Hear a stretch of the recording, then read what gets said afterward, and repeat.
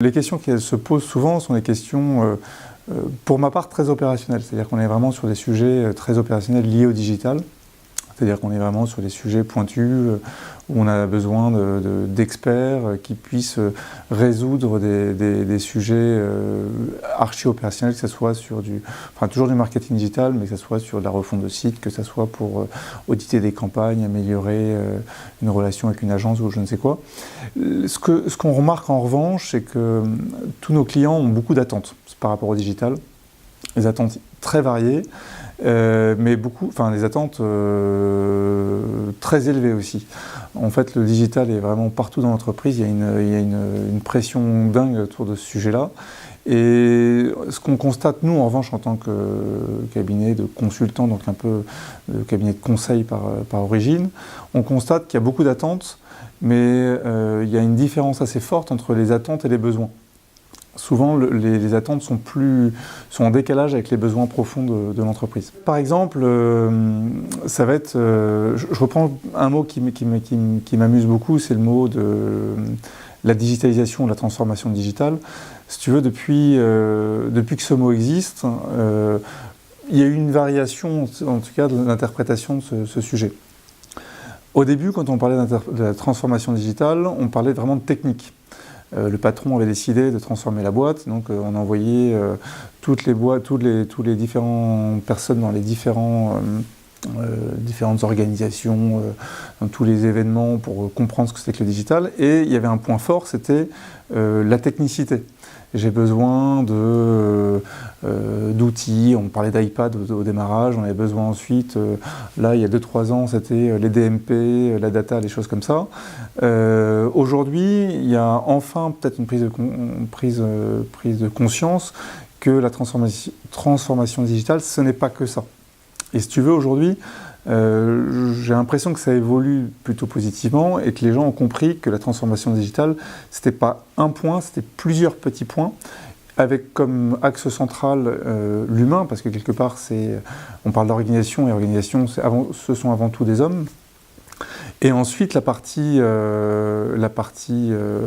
si tu veux, transformation digitale, c'est aussi de la data, mais il ne faut pas mélanger, c'est ce qu'on a souvent vu avec nos clients, il y avait parfois un mélange entre j'ai besoin d'avoir de la data et qu'est-ce que je veux en faire. Et en fait, on est souvent dans de la tactique plus que dans de la stratégie. Et ça, je pense que c'est un point qu'on s'efforce, nous en tout cas avec nos clients, de mettre le point là-dessus, de se dire, là, ce dont vous nous parlez, c'est de la tactique, on va plutôt vous parler de stratégie, et si vous avez besoin de tactique, on va vous envoyer des experts pour ça, mais avant tout, il faut que vous ayez une stratégie qui soit claire. Ce qui est assez intéressant dans l'histoire, c'est qu'on a toujours vu des mouvements de balancier, internalisation, externalisation, etc.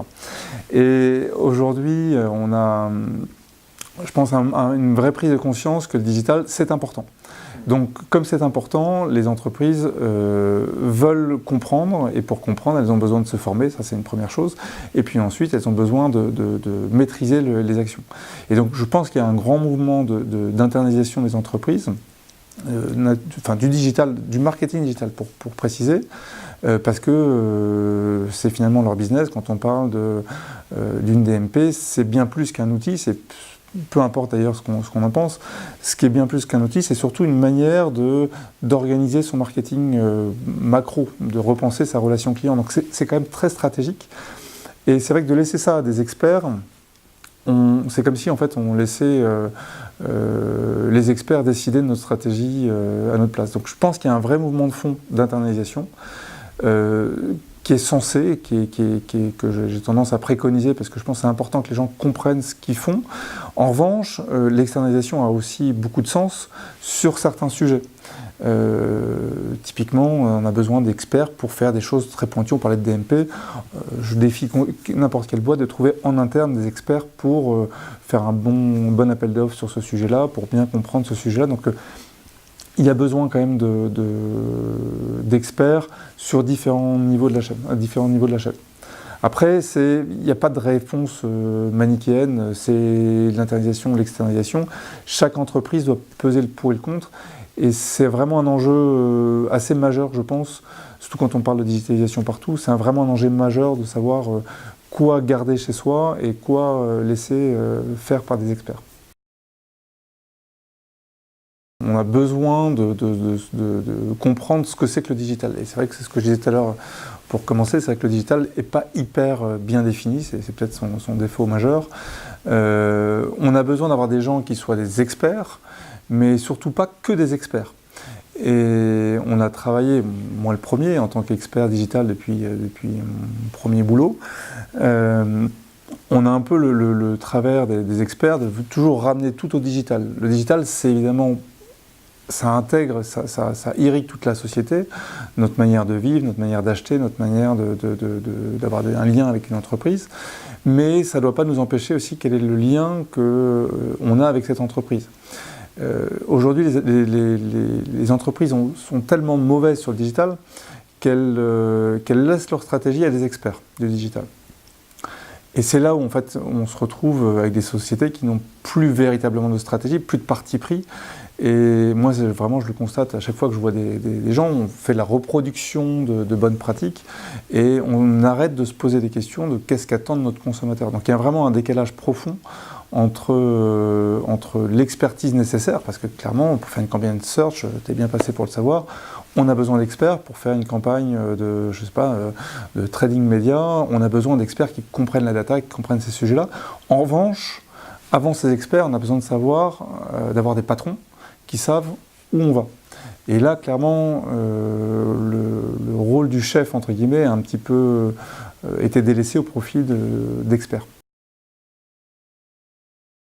Le digital, ce sont avant tout des micro-expertises. Donc il y a des expertises sur plein de sujets. Enfin, on travaille avec plusieurs dizaines, voire une centaine de consultants. Chacun a sa propre expertise sur un sujet en particulier. Donc si tu veux, le fait de travailler avec des consultants qui soient freelance, pour nous c'est fondamental parce qu'en fait, si demain on devait travailler avec des clients qui venaient nous voir avec des problématiques précises, on serait obligé de faire appel à des gens qui seraient finalement des généralistes du digital. L'avantage du freelance pour nous, ça nous permet en fait de sélectionner le bon profil d'un point de vue expertise parmi beaucoup de spécialités.